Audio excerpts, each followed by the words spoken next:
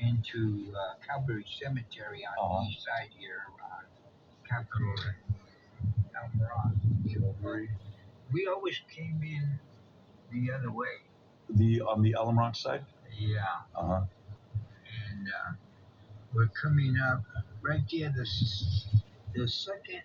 Well, we'll go ahead and we'll get out the car. Check it out.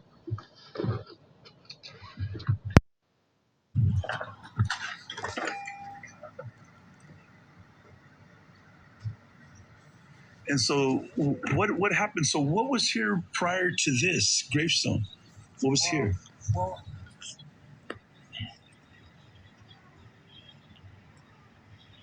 this is my cousin Richard. He's like my brother. This is Richard.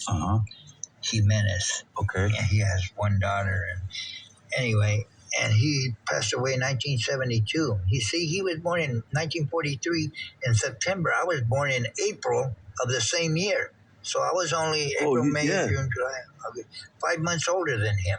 That's why we were so close. And he was born 2 days before me. September 9th. Yeah. And this is Dolores Calderon. And as early as we can recollect, 1884. And Dazuela.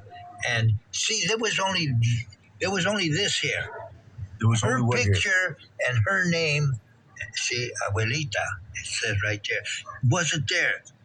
Only his name, because my Pia made my oldest cousin, which is his brother, to put his name on here, and because he owned the plot. Okay. So I had to ask his brother, my oldest cousin, for permission to put Wella on this site. Okay. Because she was buried here. Okay. Alongside of him, because that's the only plot they owned. Okay. And so I had to get permission from him. Why he didn't do it, why his sisters didn't do it, her daughters, or anybody. So I took it upon myself and told them. And why was that? Why did you take it upon yourself? Why was that important? Because she was, again, like I said, she was the most important person in my life. She was again, like I said, I endeared myself to her more than I did my own mother. And, because she was your mother. Yeah, I guess because when you think of like the mother, the love of a mother. Yes, we were raised in the same household, and I think there was other kids, other cousins that felt the same way, you know, because she was everything, you know. And I remember being drunk and jumping the fence over here and just crying at her graveside. Coming over here and crying, huh? Yeah. You know, again, like I said, I was always one to be very emotional when I was drinking. And I shared that quality. I missed her a lot. I would jump the fence because they had it locked up. Yeah. And I would cry at her graveside, and then I would, wander off home. Would you ever ask her spirit to help you? Maybe, I can't remember, but I must have when I was drinking here. I might have, but I never did. I wasn't ready. The only time I reached out to any type of God was, I think, when I laid down next to my wife, my mother, and asked God to help me. At that time, he said, "You know what you must do." Wow. So I guess that's the closest reaching out. And from that day till this, you've never been confused as to what to do. No. That's why I have coffee with me. I drink coffee all day, but I've never been pulled over for drinking too much coffee. So what a trip. I have a lot of memories of this cemetery. This is a very old cemetery on the east side. Everybody and his brothers buried here. This cemetery right here? So his brother's buried over there. His mother is buried over here, Elida Jimenez, and I come here often too because Rosemary, my wife that I have now, her mother is buried over here. Really? So I come by here. She's married here. She's buried here too. Yeah, Rosemary's mother. Right. So she's very religious about bringing her flowers. Yeah, when yeah. I come by, she comes over there. I visit them, and because Elida, my wife, your mother, is buried at Oak Hill.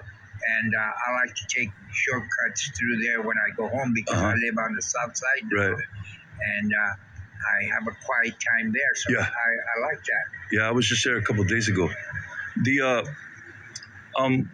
getting back to your love of flowers, now that we're here in the cemetery, your love of flowers and roses that you picked up from, what was that saying? You knew you were going to the movies? Yeah, because grandmother would say, go get the tijeras. Tijeras in Spanish is scissors. The scissors were to cut just and this is the Calderon. That was my grandmother. Okay. She's the one that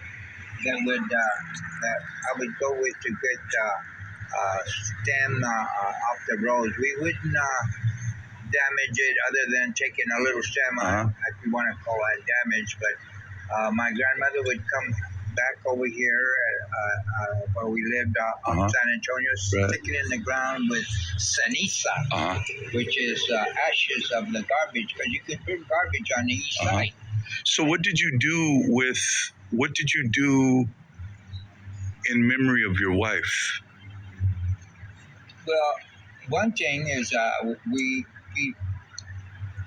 March, April. I think it was a month after she passed away. She passed away in March. In April, I bought a Princess Diane rose came out. Okay. And I bought that, and I take her a flower. Yeah, but what did you do? What was the process? Like, where did you plant it? Right, well, at the condominium, right across my front door. I see it every morning, and I've had it now for as long as she's been gone, since 1999. So you planted a rose bush outside of your front door. Yeah. So that you could see it from where you sit when you look out your door. Yes. And then you take roses from that bush to her gravesite. Yeah. Wow. And it blooms every year. Beautiful as ever. It's a light pink flower, and it helps me, feel close to her by looking at that plant and flower every spring. It comes up, and I